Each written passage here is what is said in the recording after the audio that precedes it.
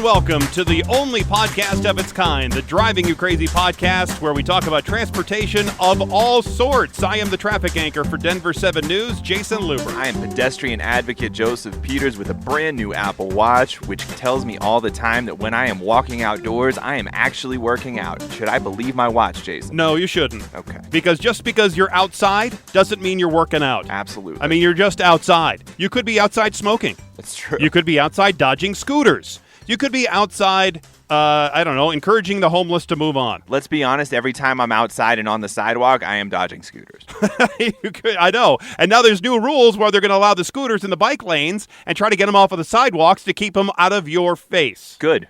I've been waiting for this for so long. It seems like common sense. Keep the scooter off the sidewalk. Yes. But, When I was up in Louisville for the Parade of Lights this past weekend with my girls doing the baton twirling, by the way, that is a great little parade of lights. Okay. Great parade of lights where they have a main street of, maybe 6 or 8 blocks, and this whole big parade of lights goes through, and all the crowd is right there. They actually let the crowd get right up on the parade. I mean, there's maybe... between the widest fire truck that goes down at the beginning of the parade and the crowd, there's maybe 2 feet on either side of it. So, I mean, they are right there at it. And as I'm walking down, I'm right in the between of the middle of the baton twirlers. There's the big girls are in front of me and the little girls are behind me. Okay. And I'm hauling a wagon, a little red wagon. Red flyer deal with the music on it that the girls are twirling to. Oh, nice. Okay. Yeah, and so I'm over there and I'm waving to the crowd and wearing my Denver 7 jacket like just a total doofus. And then these kids maybe 10 years old. Hey, that's the guy from TV. Well, there you go. The kids did. The kids are watching. So you think that our business is going away? The kids are still watching. Probably because their parents are watching, but I saw the kids. No, man, they're really big traffic fans. Yeah. They watch every morning, specifically for you. My point of saying about Louisville was they have these signs that says "Go slow in my town." These those campaign style signs that you put in your yard, right? Mm-hmm. And so I was thinking maybe you could do the same thing. Put those campaign style signs in the front of your building, saying "Don't scoot on my sidewalk." As I've said several times on that podcast, I just stick out a shoulder and go ahead, try to get by me on the scooter. Boom goes the dynamite. Well, we have a jam-packed show today. We also have a special guest coming up in just a minute because, every state has its highest point. Ours in Colorado, it's Mount Elbert. The elevation there is 14,440 feet. And every state has a highest road. They don't necessarily coincide with it. So, like the highest road here in Colorado is the top of Mount Evans. It's the Mount Evans Scenic Byway, and it's at 14,130 feet. So, obviously, there's a difference. Down in Florida, I think it's the same spot. Highest road, it's right there, all in the same spot. So, the view is really nice from both of those elevations here in Colorado. I've been to both. I've hiked both of them. And I've visited many highways around the country, but I've never done anything like this. Done a trip like that where you could see all the highest roads around the country. Well, outdoor photographer and conservationalist Tony Bynum, he's going to be here in just a bit to talk about going to these roads and seeing, and he has a list of the top 10 most scenic roads, the highest roads in each state. There we go. It's pretty neat. Should be exciting. No, it's going to be a great little interview. That'll be coming up in just a minute. But first, there was such a massive pothole in the road in Wilkes-Barre, Pennsylvania, that the neighbors thought a Christmas tree could fit in it. So that's exactly what they did. What happened was there's a neighbor by the pothole that was going through their Christmas decorations, saw they had an extra Christmas tree up in the attic, brought it down. It was a plain Christmas tree, put it in the pothole. And then other neighbors came by and then decorated the Christmas tree with a little Santa and some lights. And so they had a Christmas tree in this pothole. Okay. It looked like it was maybe a 4-foot Christmas tree, maybe 5 foot, and it was about a third deep into this pothole. Yeah. That all seems dangerous. The pothole itself seems dangerous. The Santa in the middle of the street with a Christmas tree seems even more dangerous. But at least you didn't hit the pothole because you knew the tree was there and you could avoid them both. Yeah, but what do you say when somebody hits Santa? Oh, poor Santa.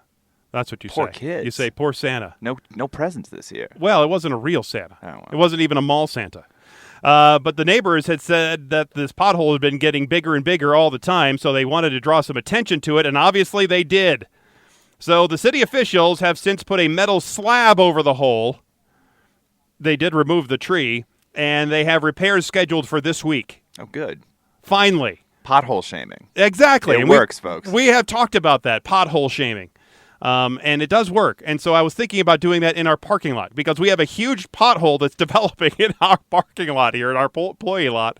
And I was going to go over to the Arc thrift store and see if I could find one of these little Christmas trees for a couple of bucks and then throw it in that hole and then see what happens. How little does the tree need to be, man? There's a Christmas tree shop right up the road. I'm down to contribute to this cause. Oh, yeah, and they're going out of business. They sure are. So they're selling everything at rock-bottom prices. So we have that going for us, right? But anyway, city officials say that the weather wasn't a factor in delaying the fix. It was just that a paving company was backed up with other jobs, and that's why they didn't fix it right away. Weather wasn't a factor in not fixing the pothole. We just didn't do it. We just didn't care enough to fix your road. Most police chases start here in the United States after someone steals a car or does something much, much worse, right? There was a recent police chase up in Canada where the police were chasing a car that ended up with a seizure of $20,000 worth of stolen maple syrup. Yay! Yeah! Listen, man, I'm a proud Vermonter. Don't talk about syrup like that. So Canada, right there. That is just so Canada. All right, so the crime happened outside of Calgary when two women and one man, they stole a truck and cargo trailer that was full of maple syrup. Delicious, copper-colored contraband maple syrup.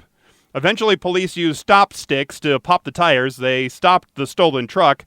As serious as this sounds, the maple syrup theft doesn't actually come close to matching the dollar value or volume of syrup stolen in a maple heist in Quebec in late 2011, when nearly 540,000 gallons of syrup was stolen from the Maple Reserve warehouse with a street value of $13.5 million. That's a lot of flapjacks. Yes, sir. All those people were convicted and sentenced a few years ago. Here in the United States, we have a problem with drugs. They're in Canada. Their drug is apparently maple syrup. No, we have a problem with maple syrup, too. We do? People come from Canada, and they take their syrup to Vermont, and they slap a Made in Vermont label on it, and they call it American Vermont-made maple syrup, when in reality it's contraband Quebec maple syrup. And that's unacceptable, and I don't think that anybody out there really wants Canadian syrup. They are looking for the good stuff, and that only comes from the great state of Vermont. What about New Hampshire? New Hampshire syrup's okay. It's just okay. It's not great. It's not Vermont. It's like Wisconsin cheese. Exactly. It's not the same as Iowa cheese. Iowa cheese is nowhere close to Wisconsin cheese. Ask a Wisconsinite, and they will tell you. Famunda cheese is really, really bad, too, by the way. As we said earlier, every state has its own highest point and its own highest road. Here in Colorado, the highest point is Mount Elbert at 14,040 feet, and the highest road is Mount Evans at 14,130 feet. In fact, the road to the top of Mount Evans is the highest paved road in North America. Now, the view from both spots, it's lovely, as I've hiked them both, but only the Mount Evans Scenic Byway has been ranked in the top 10 of roads with the most breathtaking view by outdoor photographer, hunter, and conservationalist Tony Bynum. In fact, Tony named Mount Evans Road the second of all the 50 states as the one with the most scenic view. To talk about this list is photographer Tony Bynum. Tony, thanks for making the time to join us here on the Driving You Crazy podcast. Yeah, well, it's happy to be here. Thank you for allowing me to have this conversation. Yeah, definitely, because you're a man who was well-traveled in the backcountry as an avid hunter. It was tough, though, I'll bet, for you to, instead of hunt wild game, to hunt for scenic highway views from a car rather than hiking in the open range. Yeah, well, there's no doubt. And Colorado has its share of fantastic vistas, there's no doubt. I'm actually just coming back from Kyrgyzstan, where I was in the mountains there, and the Tianshan Mountains on the border of China and Kyrgyzstan. And so, mountains are part of my lifestyle, and the mountains of Colorado, again, are just fantastic. I think Mount Evans, for me, as maybe opposed to Pikes Peak, which I would never discourage anyone from visiting, but, Mount Evans is to me less of sort of a destination. For me, when I went to Pikes Peak, and I've been there a couple of times, it just felt like I was driving to the end of this road to say I'd been to the top of Pikes Peak and to look around. And when I went to Mount Evans, though, it felt like a total experience where you're driving the road, there's wildlife to see, there's a couple of lakes up there. So for me, it was sort of like if I was going to have this real overall mountain experience in Colorado, I would choose Mount Evans just because of it's a more deeper, broader experience. And I never felt really like I was trying to get to the end of the road, whereas on Pikes Peak, it's sort of well known for car races and, excursions, and you almost just want to go to the end of the road. And I'm kind of more of a slower guy, so I kind of like to pick my way up these trails. Well, it's a lot like when you go up to the top of Mount Evans. I mean, there's a small parking lot up there, and there's that little observatory for the university. But when you go to Pikes Peak, I mean, there's a train up there. There's a house. There's a hut. I mean, there's like it's a gift shop and a little restaurant up there. So it feels like it's a whole different experience. That's absolutely right. And again, I would never discourage anybody. I mean, there are very few places anywhere in the world where you can go to 14,000 feet in a car. So, the whole experience of getting to that elevation in a car is pretty remarkable in and of itself. And so the views are spectacular. The downside to all of it, if there is one, is that it's pretty seasonal. Those roads, we get a lot of snow in the west and in the Rocky Mountains. And so that can tend to be a challenge in the wintertime.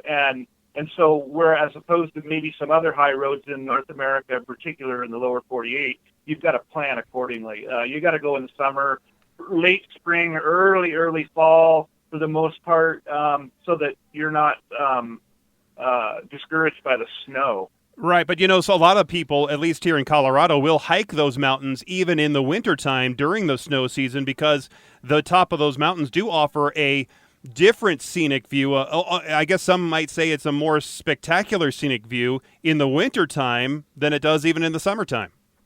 Yeah, and I have not been to either of those locations in the wintertime. I have been, like I said, I just came back from Kyrgyzstan, and we were at 13,000 and 14,000 feet on horses and on foot, but hiking at that altitude or elevation too is a little bit different. I mean, no matter what, they're great experiences, though. If you can get out and hike around and be out in the outdoors at that elevation with those views, I recommend it to anybody who's up for a bit of a challenge.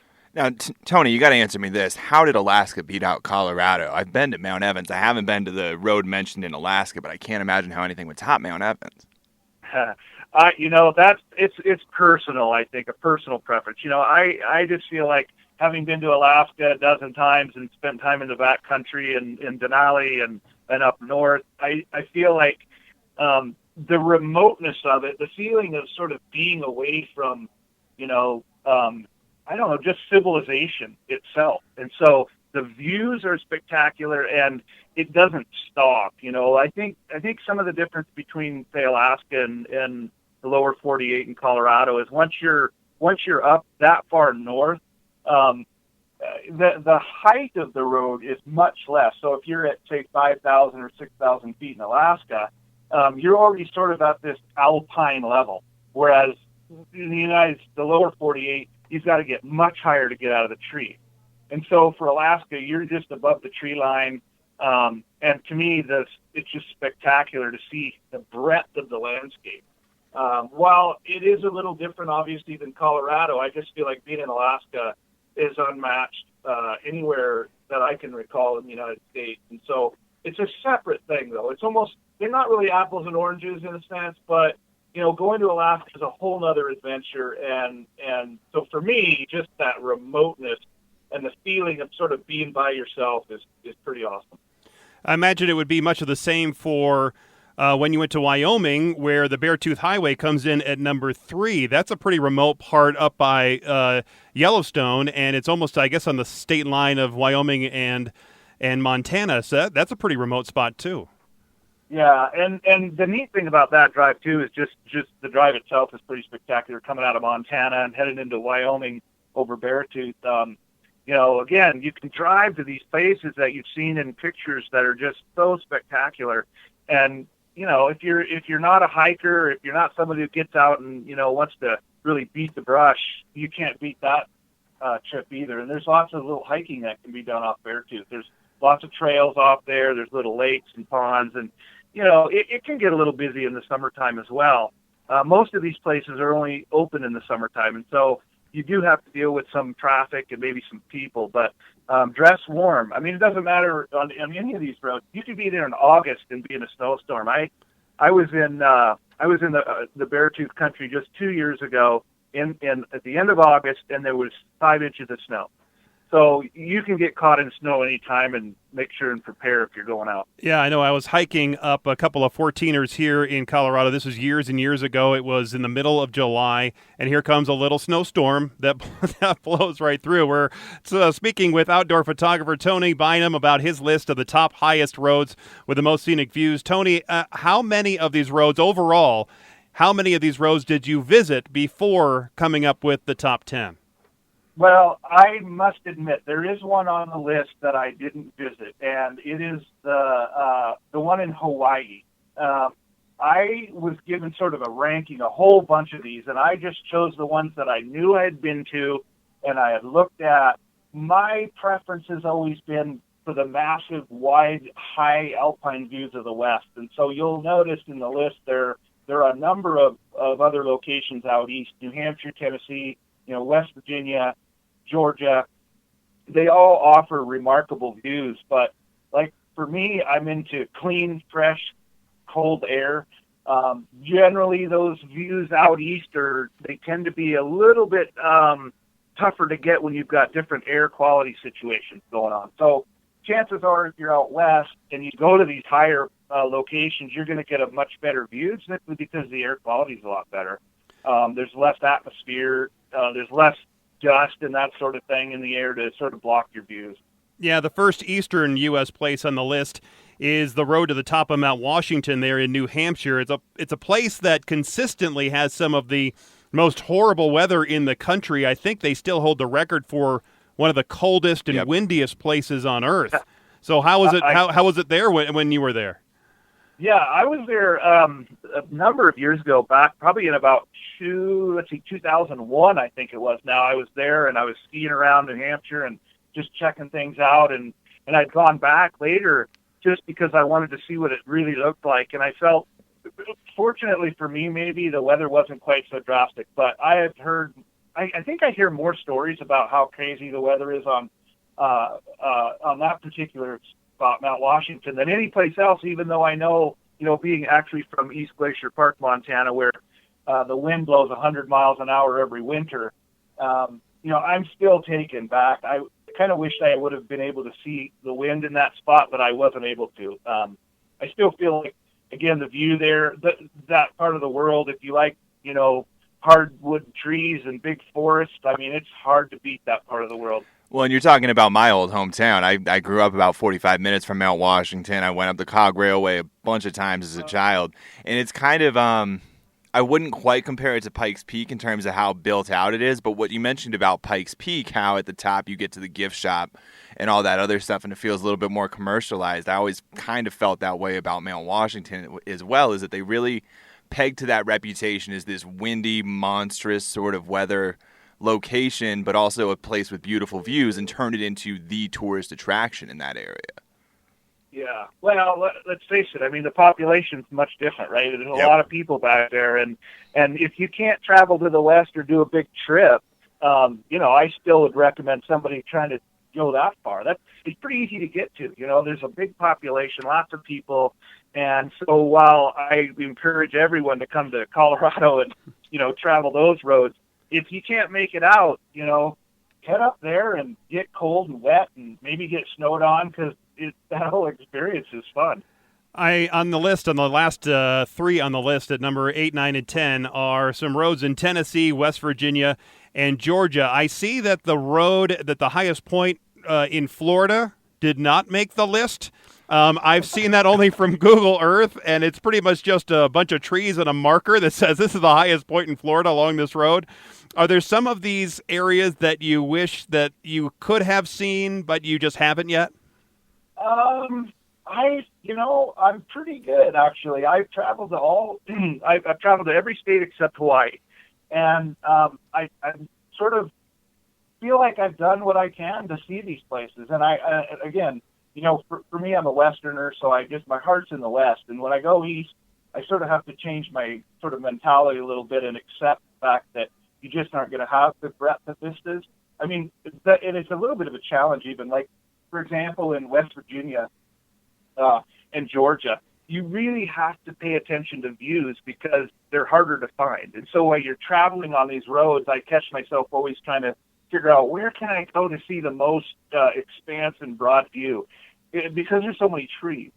So, again, I've talked to people from the east who come to Montana, and I talked to one lady one time. I was in New York, and she said, well, I'm never going back to Montana again. And I said, well, why is that? And she said, because I felt like I was going to fall over. She was serious about that. And so, again, it's just people's preference. And for me, I just love to sort of be in the wide open space where I can see stuff. I'm not really into being in the brush. And, my family lives in Washington State where there's trees everywhere. And North Cascades was on here on this list because, I spent a month hiking across the North Cascades a number of years ago. And just some of the most beautiful places I've ever been is in the North Cascades Highway area. That region of Washington State is just spectacular as well. Tony, is there like a job application I can fill out to do what you do? I think all of our listeners, myself included, are listening to this saying to themselves, how do I get that job, driving around, hiking all the time, taking beautiful pictures of views? I mean, how did you end up in this position? What advice would you give to people who maybe want to follow a similar path? Yeah, it's a great question, and I have to admit, I feel like, and maybe it's the internet, maybe it's the digital world we live in today, but I feel like more people are getting out nowadays, and I'm not sure why that is. If it's just this allure about taking photographs, or if it's all the outdoor recreation that has been in the news over the last few years, and public lands and these kind of things. But I feel like people are finding very unique ways to be outdoors. I've always been an outdoors guy. And so, clear back from, I don't know if you guys remember Marty Stauffer, but he lives in Colorado now. He still kicks around. He had a fantastic TV show called Wild America. And when I was a kid, I used to watch that. And that turned me on to the opportunity maybe of being some professional in the outdoors.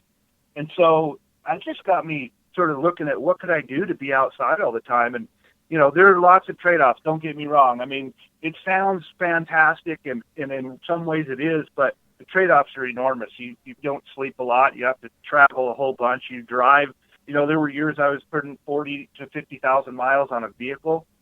Just do the math on how much that costs. So, the trade-offs are big, but, you only get one life, and I kind of wanted to see everything I could. And now like I said, I just got back from Kyrgyzstan and seeing those mountains and how they compare to the rest of the world. And I've been to South America and Africa and New Zealand and all the mountains, the big mountain ranges I could get to. And, I still come back to the United States, and I feel like we've got everything you could ever want. If you never left this continent, I don't feel like you'd be missing a whole lot. As cool as cultures are around the world, North America is just unbeatable in my view. We're speaking with outdoor photographer Tony Bynum about his list of the top highest roads with the most scenic views. Tony, for a guy like you, as you just mentioned, you're well-traveled. It's easy for you to get in and out of the backcountry. It's really no big deal at this point in your life. But for many people, even though they are budding photographers, they're really not able, maybe even physically, to do the sort of things that you're able to do. I think your list might actually give some of the people, especially people maybe with more health concerns, a chance to see maybe a part of their state that they haven't been able to physically see yet, and still see something spectacular. Yeah. And I will comment. I think it's important to recognize some of these higher elevations. Be prepared. This is just the physicality, even of being in a vehicle going to 14,000 feet, is very challenging on your body. Again, I would caution people, if you go that high, you just have to be prepared to deal with a little bit less oxygen. But as far as, anything under 6,000, you're pretty okay. And, take it on as a challenge. Set the destination and drive there, take your kids. I mean, that, to me, if you can take a child out to some of these places, it does have a way of sort of changing their view of the world. And so I encourage people to take their children or a friend somewhere, where you can see a lot of this country and actually, experience some wild areas still, even in these denser populated states. I mean, these places are still, it still feels like you're out in the bush, even though you're in a state that has 10 million people. I mean, it's fantastic. It is fantastic. I took my uncle up to the top of Mount Evans one time, and he's not very good with heights. So he wasn't very good with the road because, there are some areas of that road that are pretty steep. And so he had a little bit of a trouble with that. But then he gets up there and he can't believe it. I was going to take him on that road between Central City and Idaho Springs called Oh My God Road, but just the name of it freaked him out too much. Yeah. Well, I mean, you could throw Glacier National Park into that. I mean, that the going to the Sun Road, and I didn't put that on the list. Just I felt like it would have been too partial for me. I live in Montana, that's where I'm from, and I just feel like, it is a beautiful place, but it's the same kind of thing. You really sort of, the pucker factor goes way up when you're on those kind of roads. You're not kidding. Tony, we thank you for your time. Where can people find your photographs if they're interested in seeing all the great things that you've seen? Well, I do have a website. It's TonyBynum.com, but, Google is so good nowadays that if you typed in just my name, Tony Bynum, in a Google search and went to images, you'd see just probably a big cross-section of everything I do, from, hunting to individuals to people to environment to, I do a lot of photojournalism as well, and I tend to really gravitate towards stories about the outdoors and people doing things outside. I wouldn't say I'm sort of this ultra adventure kind of photographer guy. You're not going to see a lot of the, some of the crazy stuff people do today. And it's just amazing, though. I mean, people with cameras today are doing things that 10, 15, 20 years ago, nobody was seeing. I mean, that's what's awesome about it, too, is that it's just incredible the skills people have, the length they're willing to go to get fantastic images. But get online and type in some stuff in Google, and man, you can really find some pretty incredible stuff. But that also makes some people do stupid things like taking selfies on the top of waterfalls and then falling off. YOLO. Yeah. Oh, yeah. Exactly. Yeah, in fact, I think there was some guys from Canada there were the guys they went to Yellowstone a few years ago and got in trouble for walking in the hot springs ponds and such there, and I think they were doing some wing walking on an airplane and actually died. So you got to be a little smarter about some of those things. I don't recommend wing walking. I don't either. Yeah, great. All right, Tony. Well, thank you so much for your time. Thanks for joining us here on the Driving You Crazy podcast. You bet. Thanks, guys. I'm telling you, that was great. I could talk to him all day. Well, I've seen people map out routes. Nothing like what he did, but I've seen people map out routes that'll take them to all the 50 states or to, let's say, roadside attractions in all the 50 states. I think I would do that trip, is to see all the different roadside attractions. But visiting all the highest roads in each state, I think that would be a pretty cool trip, too. Oh, absolutely. It'll test your stomach, though. I mean, there are plenty of people who do not want to be that high up on a road at any point. No, but I think I'll put that on the bucket list. There we go. I'll write it down on the bucket list. I could check off Colorado. I've been to the highest road here. I've been to other, states. I guess I've been to about, 38, 39 states, something like that, but I haven't been to the highest places in all those states. I would challenge you to turn this into a road trip with your oldest daughter. When she turns 16, she gets to drive all of the highest roads in America, and you have to sit in the passenger seat and watch, and you're not allowed to say anything. That might be a good idea. I might like that. Okay. That might be interesting. Well, in a move, Joseph, that we have predicted right here on the show, Delta Airlines will ban all emotional support animals on flights longer than 8 hours and will ban all service animals and support animals under 4 months of age on flights no matter the duration. It is coming to a head. Service animals, whether they be a dog, a cat, the armadillo, the camel, the rabbit, the squirrel, the whatever, it's coming to an end. I'm glad it took us this long to figure out that puppies are not service animals. You cannot teach a dog to be a seeing eye dog in 4 months. Well, I think that's what happened with that Delta flight. Right. We covered it, last week or the week Exactly. before, where he, dropped the deuce on the floor, and then that guy lost his mind after he stepped in it and had to sit there on the flight. Now, the policy will go into effect next week, just in time for Christmas travel. And Delta says it amended its animal policy after finding an 84% increase in reported incidents involving service and support animals over the last couple of years, including urination, defecation, biting, and other obvious animal problems. Now, the full policy and the additional information on types of accepted animals and other questions related to traveling with service and support animals, it's all available right now on Delta's website. This is just the first. All the other airlines are going to be following with other similar news releases. We're going to see those very soon. It's actually interesting. As fate has it, I'm going to be taking a Delta flight here in January from Miami back here to Denver. My wife and I had actually a very short discussion, like maybe 60 seconds, about Senorita Whiskers.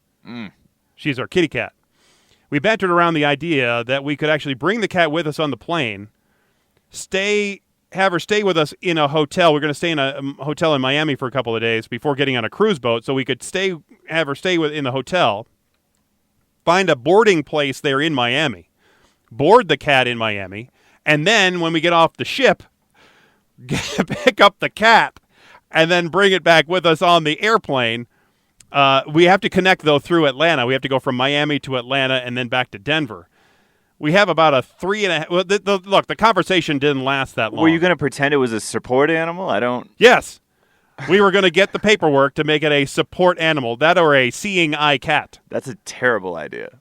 It was a great idea. It was not a great But idea. it only lasted about 60 seconds. And because, look, we decided...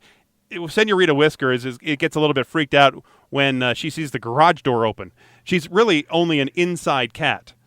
And so it's really not a good idea for her to be out and about. Well, what's most comical about that whole discussion is you were still going to board her.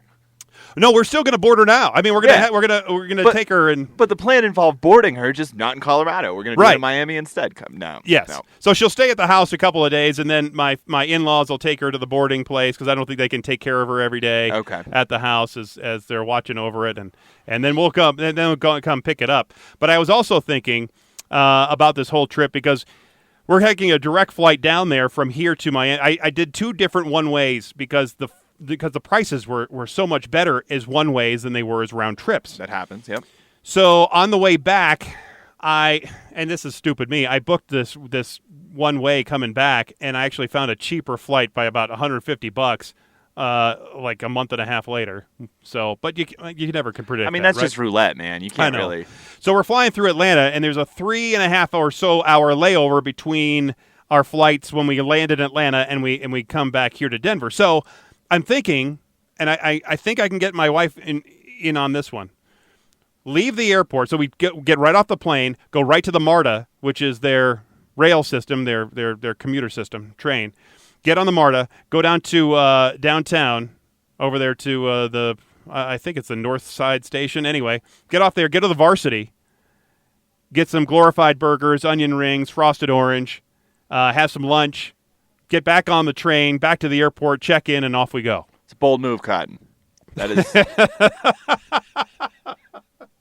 that is risky business right there. It is. On a 3.5 hour layover. Yes. Now I in all honesty, I have done this in the past. When it was just me and my wife and my in-laws, I think my sister-in-law was there with us, or I can't remember. Anyway, the 4 of us, I think we had a 4-hour layover or something like that in Atlanta as we were going down to Savannah. We got off the plane, got onto the train down there to the Varsity, had our Varsity food, and then we got back to the airplane. There was no problem. But this time, it's just me and my wife and my two girls. And so there's a lot of variables, yeah. A lot of things that can go wrong. And they will be carrying their little backpacks, their little traveling suitcases that are on wheels.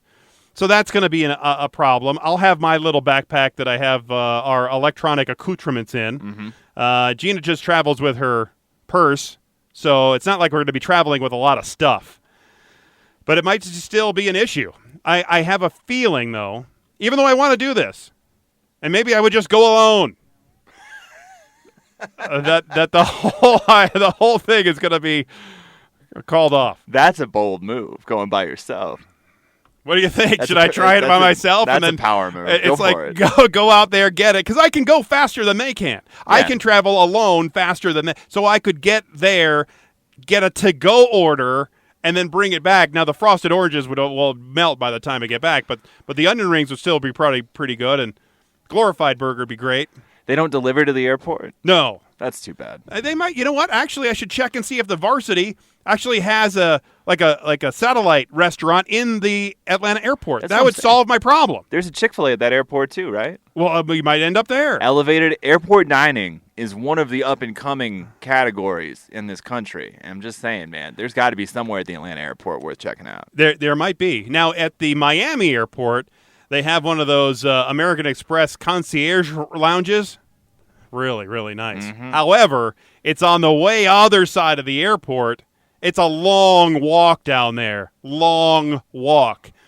And it's fine, but it's just a long way away from where we want to be at the Delta concourse. So we'll see. I don't know. We'll see how that goes. Have you ever seen someone, by the way, speaking of airports, whizzing past you in a wheelchair at the airport security area? I have. I've seen this. You have not seen this?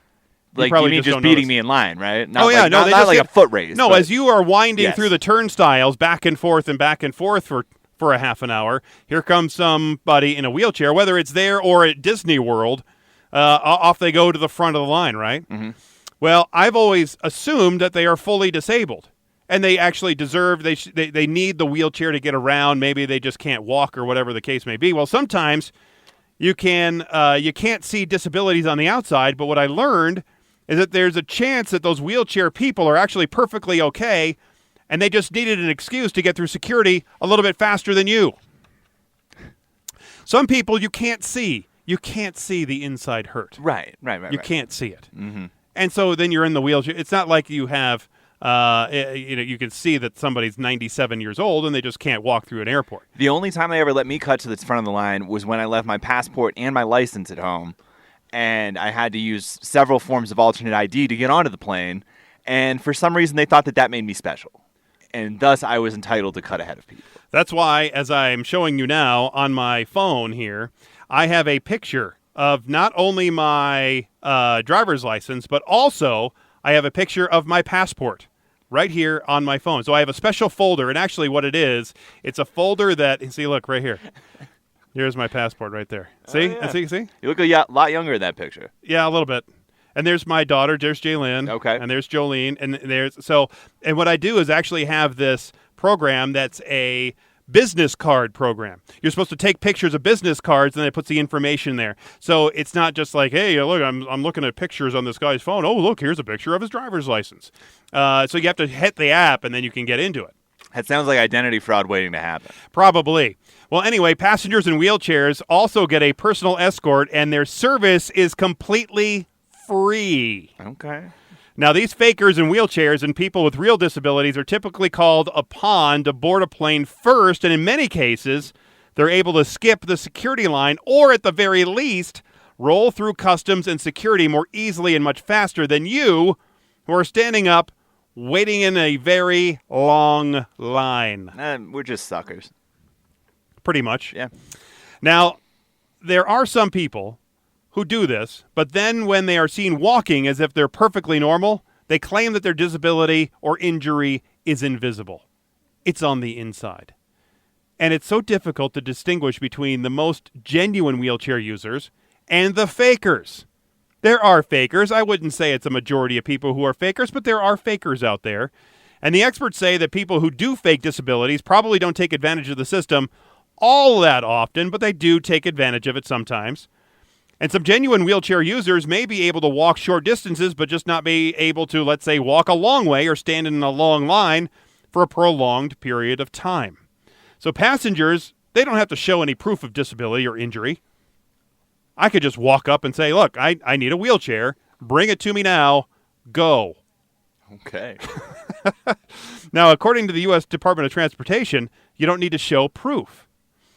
They just have to self-identify as a passenger with a disability, and the airlines are then required to provide assistance, including helping them get from the terminal to the gate and onto the plane and in your seat. The 1986 Air Carriers Access Act requires airlines to provide free wheelchair service to any traveler who asks for it without requiring a description or documentation for that need. Right there. That's the deal. So if you fake it or you don't fake it, you get a free wheelchair because of, thank you, this act. Okay. Now, most airlines ask that you make a wheelchair or cart request at least 48 hours in advance. Now, if your airport has those sky caps at the curb, you can request a wheelchair from them to get you through security and to your gate much faster than the average Joe. Now, after checking in, you can make arrangements with a gate agent to have the wheelchair or cart, one of those little golf carts that roll around the airports, beeping at you to get out of the way, available at your transfer point or final destination. And airlines also have special wheelchairs to help people board on the aircraft if you so are in need. So if you have wondered about these airport golf carts, as I have. And I have. Because I like them. They're awesome. That take people from here to there, honking at you as you're driving. It's really, I'm just trying to go on my way, and all of a sudden, and they don't do it like politely. They don't do a polite honk. Well, it's not like they're stopping for people and being like, hey, are you in a rush to get to your gate? Can I help you with that? No, it's just constantly asking people to get out the way. Get out the way. Well, those are usually a service of each individual airline, and many are doing away with them. The SkyCaps can arrange that for you as well at the gate, and the ticketing agents can help you out at the time you might need it. Now, if you do get on one, they won't move passengers between concourses. You have to get off and transfer to another cart if you need to move between concourses, just on the concourse. Normally, you can't reserve a cart service the way you can a wheelchair, so you need more time between the flights for the gate agent to get the cart driver over there, pick you up, and then move you on to your next gate. And then it will pause, apparently, to stop and unload other passengers. So I guess you're on an Uber pool. So if there's other passengers along the way that need to get picked up, they could pick them up. Uh-huh. Now, I've heard that American Airlines offers a 5-star service at some airports that includes airport lounge access, assistance connecting to other airlines, and an escort to baggage claim. But you must make a reservation about 24 hours in advance, and it costs about 350 bones. Is liquor included? I don't think so, but maybe they could stop at the duty-free shop. Well, I'm not walking, so I think they should at least throw in a couple drinks. You would think so, just like you're in the first class on the airplane. Exactly. Yeah, and see, on Delta, they have a first-class section. I will not be sitting in it. I will see those people in that first-class section enjoying their drinks as they got on first, and then... And sincerely, I hope you're happy with your drinks and your first-class That's exactly what I'm going to say as I'm walking by. Should I, do one of the... first-class section? You could ask them where their blood money came from to pay for the seat. What if I just swipe one of their drinks as I'm walking by? No? That's a bold move, too. Petty crime's a bad look, I think. Because that gets you kicked off an airplane, doesn't it? And besides, why would you steal it from the people, man? Just steal it from the beverage cart. They're never going to notice. Oh, you're right. The person whose booze was just served to them, they will probably notice. They probably will. If you just take a handful of little scotch bottles, sure, why not? Hell handful, huh? Yep, there we go. The sticky bandit. So We already have lined up a couple of cool interviews for next week. Somebody who's really upset about honking. A lot of honking going around Denver, and he wants to straighten us all out on the honk. So we'll talk to him next week. And we also have a lady who had her bike stolen, and we talked to her here on Denver 7, did a news story about it, but she also happens to be an urban planner. So it'd be interesting to hear from her. Never met anybody who loves bikes as much as this woman. Never. So it should be an interesting interview. Yeah, and so she's a student doing urban planning, so we'll see what's being taught in the urban planning school and what the future of our cities for bikes and their drivers and all that is going on, because they are the people right now that will be making the decisions in the next 10, 15, 20 years of what our cities will look like coming up in the future. So that is going to be all next week. This was a fantastic show. Amen. I'm telling you, Tony was awesome. That was one of the best interviews we've had. Amen. Thanks again for being here as part of the podcast. Don't forget to rate, review, and return. Wait, that's not right. Rate, review, repeat. There you go. Rate, review, repeat. We need more rates and reviews and repeats on iTunes. Yes, we We're do. out on other places, but make sure you do it on the iTunes, because then we get seen more on the old iTunes. So thanks for listening, and until next time, I'm Jason Luber, the traffic guy. I'm maple syrup truther Joseph Peters. Be safe, and as always, happy motoring.